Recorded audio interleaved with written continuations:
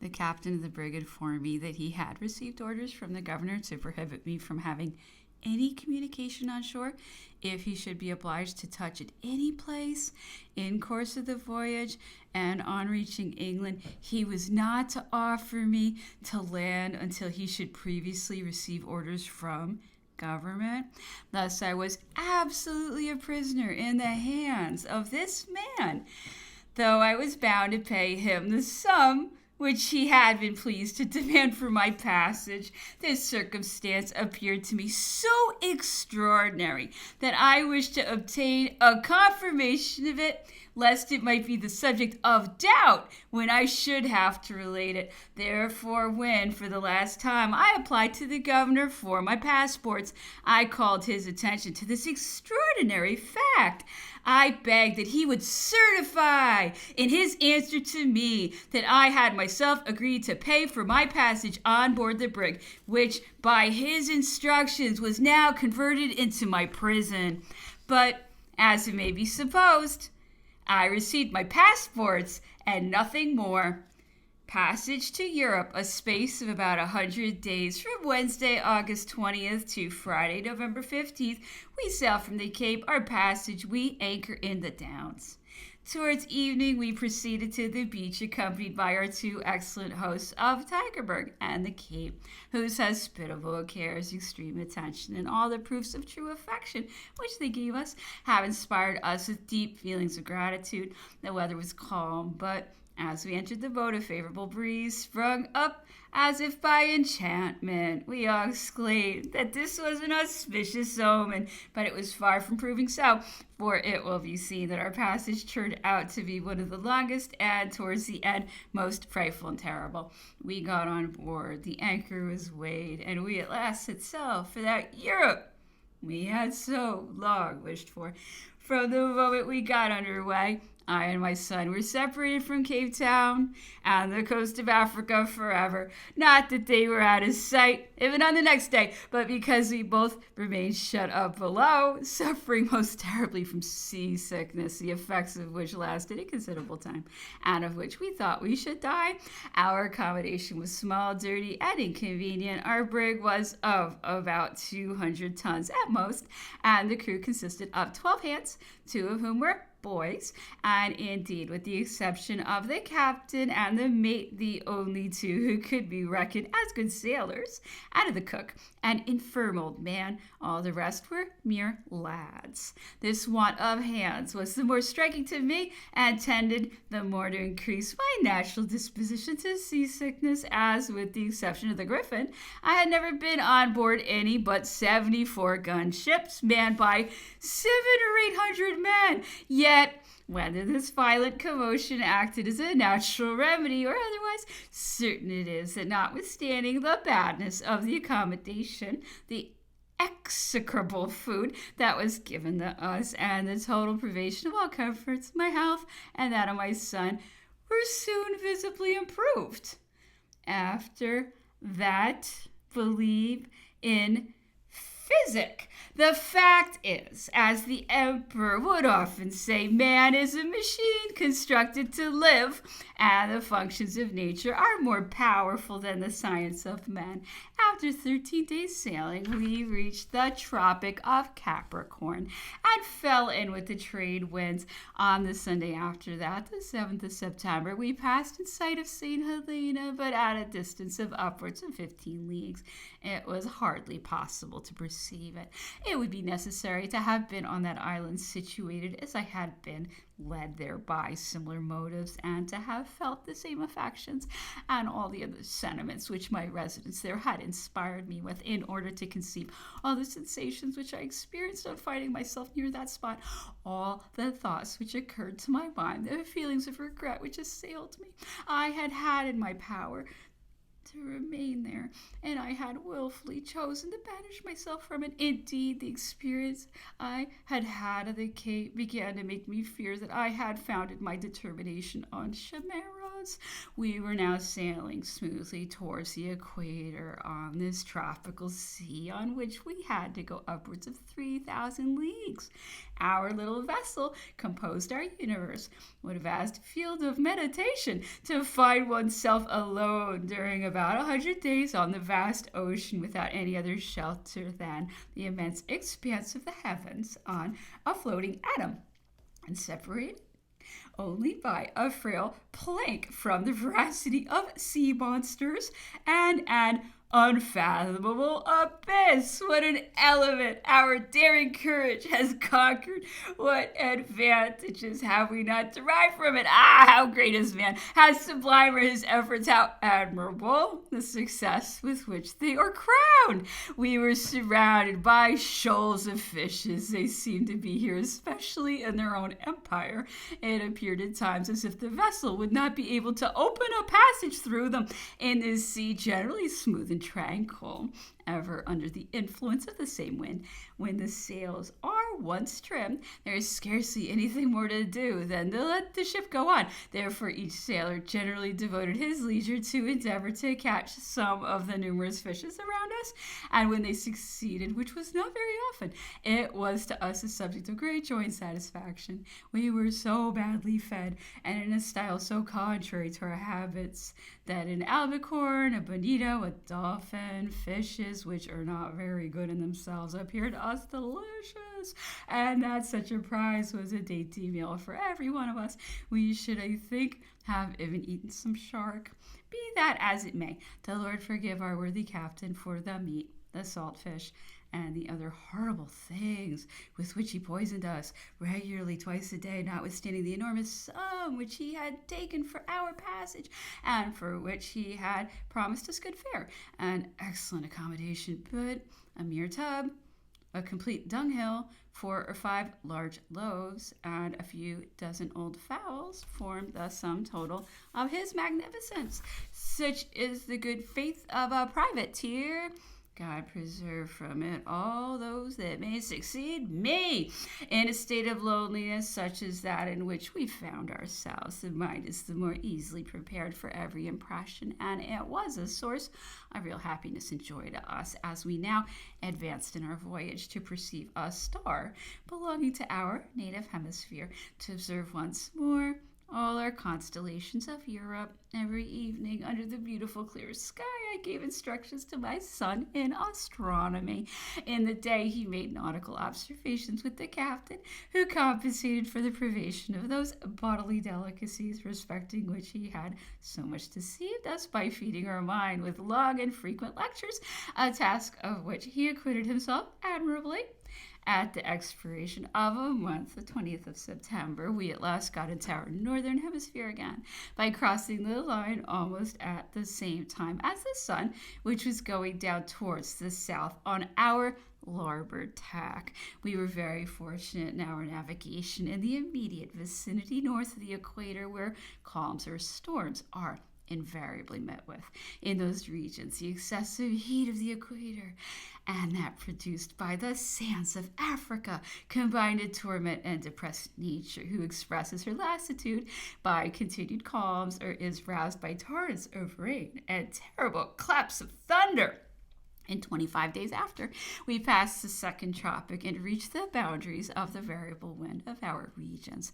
We had left the Cape in winter, and after having crossed the torrid zone, we again found winter at the gates of Europe. Thus, tempests were stationed at the two extremities of our navigation.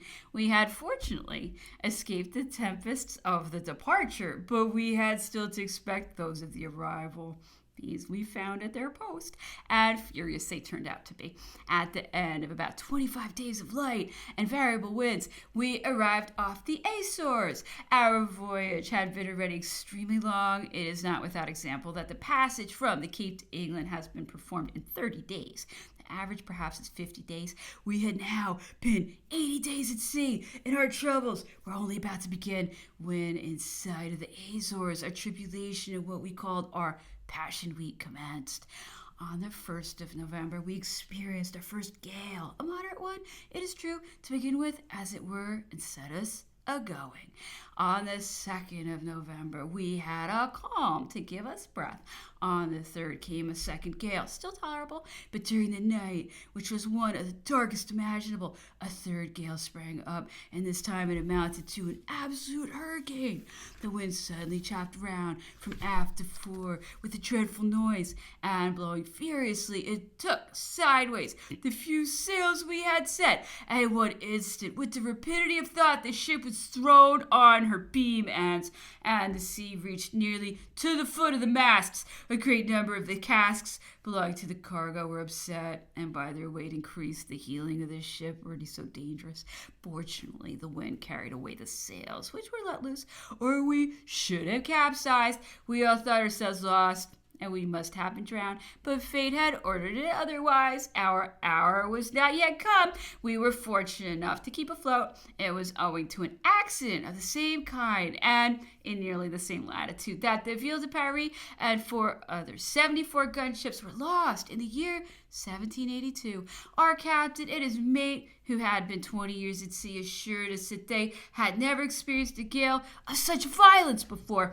One more violent, they said, could not be. The sea was white and luminous as far as the eye could reach. This gale, which raged for 3 hours with violence, lasted the whole of the 4th and part of the following day.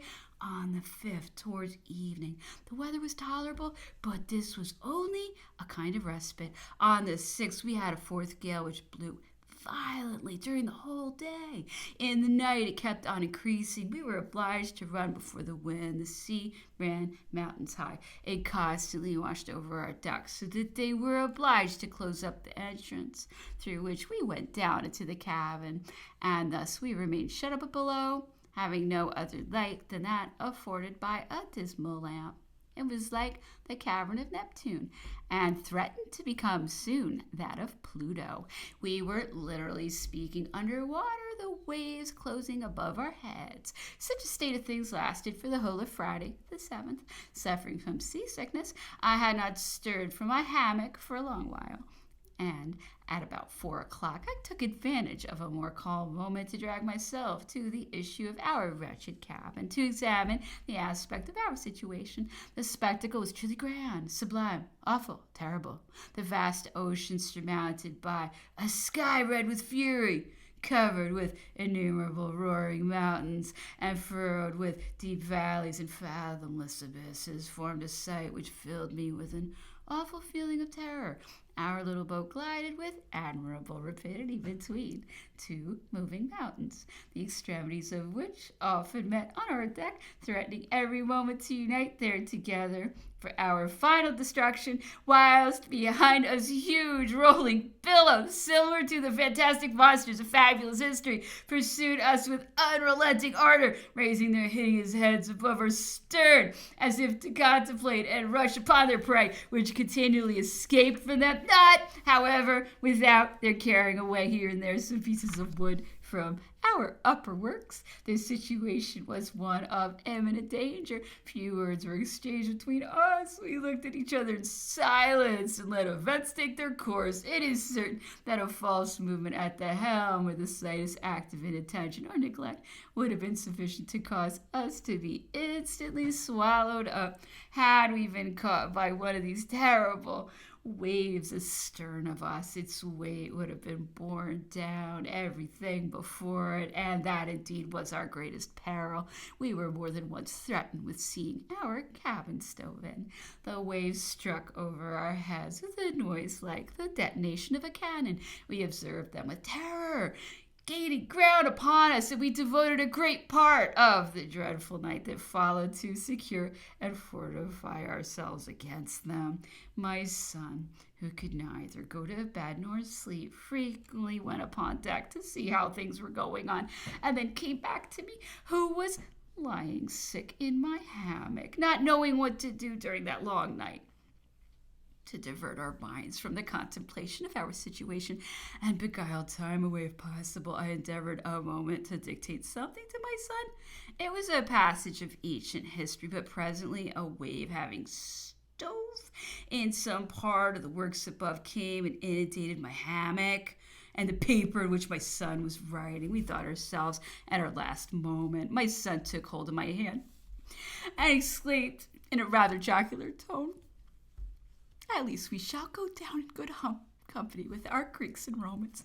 It is certain to mention it, incidentally, that my son behaved during our truly alarming situation in a way to afford me more than satisfaction. He considered it with calmness, followed its progress with a degree of curiosity, and conversed with entire freedom on the subject, and marked the effect of merely a few months upon our machine, marked the influence of our bodily strength over the nature of our sensations. It was in this dreadful situation, with all the calmness of which he was giving proofs, that he related to me that during our voyage to St. Helena on board the Northumberland, not more than 1 or 2 years ago, he had passed several sleepless nights in his bed, and very unhappy from the fear of being drowned during his sleep. How weak and fearful then, when there was not even an appearance of danger, and how firm and undaunted now, when death might be looked upon as certain. His deportment at this moment even provoked our captain, who called it scandalous. This said captain, whom we had thought a very expert seaman, but who upon trial proved to be anything but that, had in the moment of greatest danger given up the management of everything to his mate, and remained lying in his bed totally discouraged, probably thinking of it since, perhaps of the manner in which he had deceived us, for the devotion and scruple of sailors at the hour of peril are well known. Be that as it may, this captain collected strength to remonstrate with my son on the improprieties, he called it, of his having expressed himself with a tone of levity, and of his daring to hum a tune at that very moment. This, said he, in the situation in which we are placed, is calculated to offend God, adding that his youth and inexperience alone could have concealed from him the danger in which we had been every minute for the last 80 days of being lost. And here he spoke the truth. However, all that has been read did not yet form the complement of our danger, nor the extent of our fears. The tempest still lasted, and seemed even to go on increasing. At last, on Saturday the 8th, towards morning, the man who was at the helm, as being the most dexterous and the most intrepid of the crew, declared that he would no longer take charge of it. He began to feel giddy, he said, and he feared lest some error on his part should prove fatal to all. We were then obliged to have recourse to our last resource, that of lying to. That is to place the ship athwart against the wind, a most ticklish maneuver in the desperate situation in which we were placed, because we ran the risk of going down in the attempt to execute it. But Providence still favored us. By the greatest good fortune possible, we succeeded, and a shout of joy and gratitude from the whole of the crew above imparted to us below the welcome news. We considered ourselves most fortunate, although the difference between the two situations was chiefly this, that whereas before we ran the risk of foundering by being taken by the sea aft, we now had the chance of foundering by the sea taking us on the beam. Yet it must be admitted that we were no longer in this position than the ship appeared, compared with what we had experienced before, as if she had got into harbor. For my part, I had seen with regret the determination to change our course, because we thus retarded our progress towards the cessation of our miseries. But feeling myself now a little relieved, nothing in the world could have induced me to place myself again in the situation we just escaped from. The reason of this is that in a desperate condition like that in which we have been placed during so many hours, men may make up their minds to it. But as soon as confidence has been restored, it is most painful to be obliged to resign oneself to it again. This violent gale had now lasted 3 days, and our week was going on towards its completion. I placed great reliance upon the Sunday, which was about to begin, not only on account of the moon, but also because Sunday had happened to be peculiarly marked by something favorable to us ever since our departure. Nor were our hopes deceived, for in the course of the night from Saturday to Sunday, the weather became tolerably moderate, and when daylight appeared, we were enabled once more to pursue our course. It is certain that from a strange combination of circumstances, The Sundays had always been marked by some fortunate event since our departure from the Cape. It was on a Sunday that we had passed the southern tropic and fallen in with the trade winds. On a Sunday, we had seen St. Helena. On a Sunday, we had passed the island of Ascension. On a Sunday, we had crossed the line. On a Sunday, we had passed the second tropic. On a Sunday, we had arrived at the latitude of Gibraltar, the first point of Europe. Lastly, it was on a Sunday that we had arrived at the latitude of Bayonne and Bordeaux, the beginning of our dear France. And it was on a Sunday again that we were at this moment ending that terrible week off Brest. We might fairly reckon henceforward be set upon some fine weather. We thought we had sufficiently paid our tribute. We hoped that we had exhausted the fury of the wind. The plummet brought up European clay, and we only thought of an agreeable termination of our voyage. But vain calculation! Our lucky Sunday being over, we had to encounter a fifth gale. We were now beginning to enter the channel without, however, having yet seen land, by which means our true position was unknown to us. Prudence required us to stand out to sea, but fortunately it was not for a long time. And having resumed our course, we at last came within sight of the Lizard Point. But we seemed doomed not to have 24 hours of comfort. We had no sooner got there than a thick fog arose, and a sixth gale sprung up under the most inauspicious appearances. It blew from the south, and therefore threatened to drive us ashore. We were now in the channel without shelter. On one side we had the Lizard, and on the other side the Scilly Isles, which are extremely dangerous. There was a very heavy sea. We did not know precisely where we were. Night was coming on, and a night of 14 hours. How many causes of uneasiness! What a state of perplexity, both for the mind and for a calculation of the chances. We were all completely downcast and disheartened when a shower of rain, accompanied by thunder, although it was then in the middle of November and the weather was very cold, came to break the spell. The wind suddenly veered to the proper quarter, and this time it put end to all of our difficulties by bringing us into the Downs, where we anchored, happy and 10 times happy to have escaped dangers so formidable and so numerous. At a later period, when reading the English papers in Germany, we found every day a relation of great disasters having occurred precisely at the same period and in the same latitudes. One vessel had been upset, another had foundered, another had been seen floating on her side without masts and without a living soul on board. Another had been wrecked and coming to port, and crew and all lost. The season was quoted as one of the most disastrous innumerable accidents had taken place, and it would be necessary to have been exposed to such accidents as we had been to appreciate the feelings of sympathy which were excited in our breasts by such recitals, and the fervent effusions of gratitude towards Providence, to which they invariably gave rise.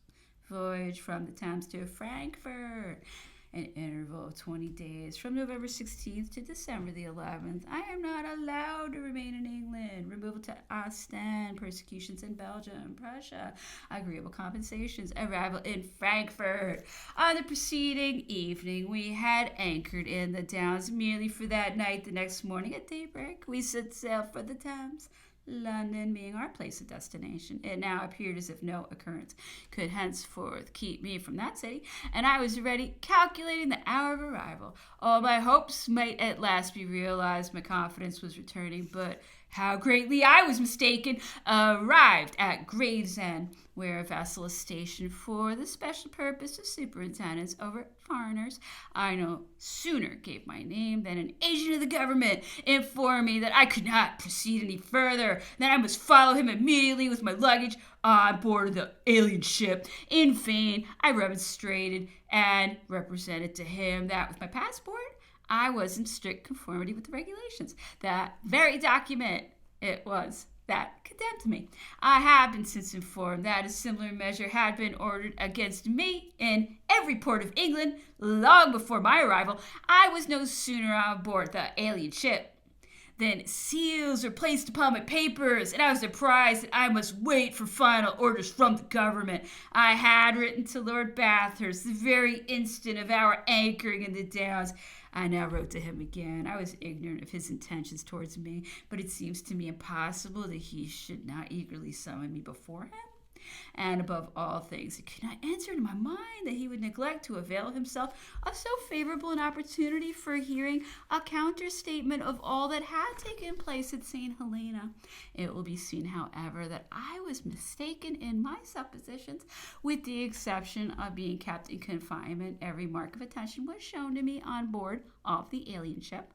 The captain, who had very little to do since the peace, and who never made his appearance but in the daytime, gave me his own bed to sleep in. Harassed by these fresh vexations, suffering from my habitual complaints, and wearied of my new prison, I had gone to bed at an early hour when I was awoken on a sudden in the silence of night by a shrill voice. "Count, Count!" cried someone who was seeking for me in every corner, and who in his hurry had not even waited to procure a light. "It is the Prince Regent's pleasure that you instantly quit Great Britain." In the confusion of my broken sleep, I chanced to reply, "Assuredly, this is a very sorry and silly pleasure for His Royal Highness, but you, sir, who are you?" He then told me that he was a state or ministerial messenger. I requested he would go and wait until I should be ready, and I tried in vain to complete my night's rest. At daybreak, my son and I were made to step into a boat, landed with mystery, thrust into a post-chaise, and conducted by the shortest road to Dover, where my guide informed me that he had orders to see me on board of the packet for Calais or Ostend, whichever I preferred. As I was not allowed to fix my choice upon any other port, it happened, from some cause or other, that we could not sail immediately from Dover, and I was told that there might be a delay of 2 or 3 days. We were shut up in an inn, where my guard, under the specious pretense of consulting my convenience, practiced upon me the meanest of all contrivances. If complaints are made on the continent of disgraceful proceedings on the part of police agents, it must be admitted that the man we had now to deal with might well rival those of any other country, having happened to say that it was a pity my papers had been sealed up, as otherwise I might have taken advantage of my stay in order to write a few letters. He immediately protested against the hardship of my being deprived of what he called a most innocent and a most natural satisfaction, and directly went himself to break the seals, and gave me up all my papers, recommending me to do all in my power to alleviate the unpleasantness of my present situation, of which he was the unwilling instrument.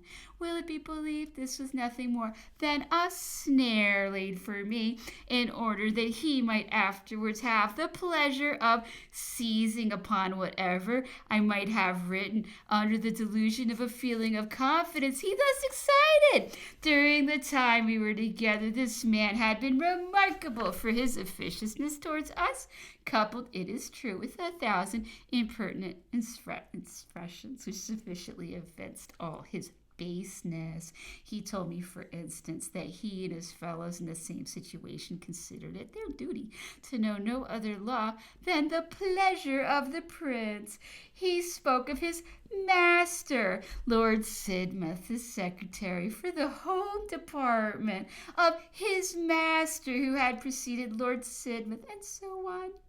And as I observed in joke that I had thought that he belonged to the administration and not to the minister, he replied with the utmost candor that I was mistaken, that he belonged to the minister, as it was the minister who gave him his salary, and who might take it away at his pleasure. He added much other nonsense of the same kind, which savored much more of the slave of Jamaica than of a European, and of a citizen of Great Britain. This, however, would have been a matter of perfect indifference to me, had not his ignoble principles been put in practice upon me, as the sequel will show.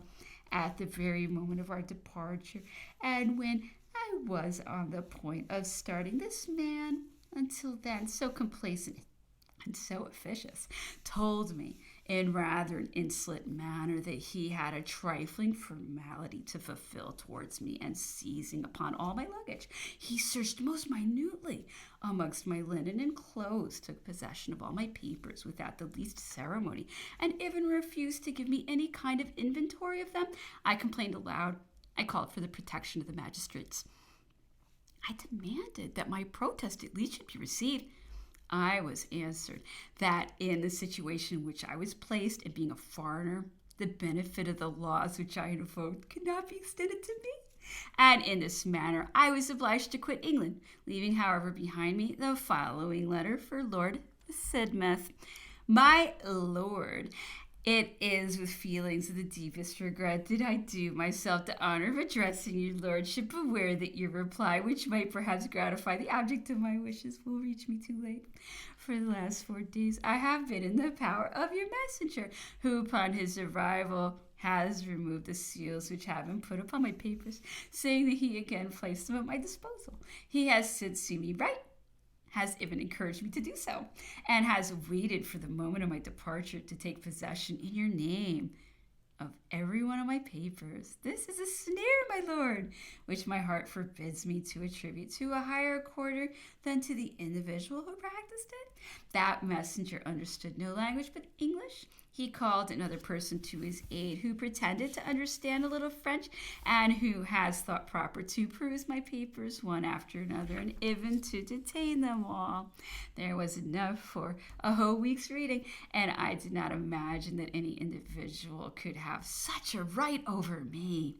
Everything has been taken from me: letters, notes, my son's exercises, title deeds, family secrets, official documents from Sir Hudson Lowe and Lord Charles Somerset, my daily memoranda, even a letter to the French Minister of Police, and another to my wife, which I had prepared during my leisure moments here, in order that I might forward them on my landing at Ostend.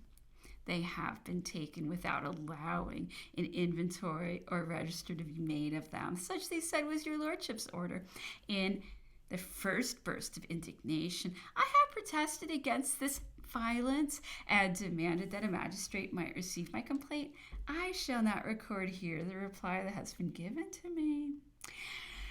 Recovered from the first moment of surprise, and dreading nothing so much as to see my name mentioned in public discussions, considering also how impossible it was that your lordship should have ordered so great a deviation from the rules of every acknowledged system of jurisprudence, according to which governments are required in cases like the present to take such measures as will enable them to guard against the possibility of being accused of having withdrawn or superadded any document, I contented myself with urging and most earnestly entreating the messenger who had my fate in his hands to allow of my departure being retarded until I had been able to write to your lordship, and until he had himself received a confirmation of his rigorous orders. But this man, who had already caused a delay of 3 days upon slight pretenses, showed himself quite inflexible on the present important occasion. In vain I represented to him that I had no objection to show all my papers to the confidential persons whom your lordship might have appointed to see them, but that it was even for your lordship's interest that certain formalities should be observed towards me, that in the examination of my papers my presence would be useful, if not absolutely necessary, in order to explain many things that could not be understood without me, whereas he was sending me to the continent and forwarding my papers to London, that no doubt there was some mistake which 24 hours' time would clear up. I was coolly told in reply that I need not be uneasy about returning from the continent, if that was thought necessary, as your lordship would defray all the expense of the voyage. My lord, in what hands have you placed me? On another occasion, in which this man could surely not have consulted your wishes, I found myself compelled to silence my guard in consequence of the gross and injurious expressions which he used concerning the illustrious personage whom I respect above all others in this world. Is short, my lord, since I have reached your shores, I have been treated as a malefactor, and yet where is my crime? A difference of political opinion, perhaps, and a voluntary imprisonment at Longwood. But is not the latter act one of the most noble and most generous? One so highly honorable that the man does not exist who, at the bottom of his heart, would not be proud of having set the example of it. My lord, the mildness of disposition and love of justice which are said to distinguish your lordship cannot, I'm confident of it, have authorized all that has been done to me, having been allowed to fix my seal to the papers that have been taken away from me. I have hastened to do so, not as a precaution against your lordship, but on the contrary, to remedy in your own interests the want of formality of which your agents may have been guilty. I entreat your lordship to reconsider my case, and not to form an opinion upon my papers without having first received from me the explanations you may require, and which I shall ever be most ready to afford. I affirm beforehand that whatever difference of opinion and feeling may be found in them, there is not one that will not bear the test of judicial investigation or of a friendly discussion. They contain nothing possessing any degree of interest in state matters, and no political secrets. I never possessed any document of that description, and if I had opportunities, would not have been wanting to have put them out of the way ere this. It would perhaps be the moment to speak also to your lordship about the papers which have been taken from me at St. Helena, as well as respecting many other subjects to which I shall have to refer either with your lordship or Lord Bathurst. But the short space of time that I am allowed, and the confusion of ideas produced by circumstances so sudden and unforeseen, oblige me to defer doing so to some future period. I shall anxiously await the answer which your lordship may be pleased to give me, but where I know not, most probably at Brussels, if I'm allowed to remain there.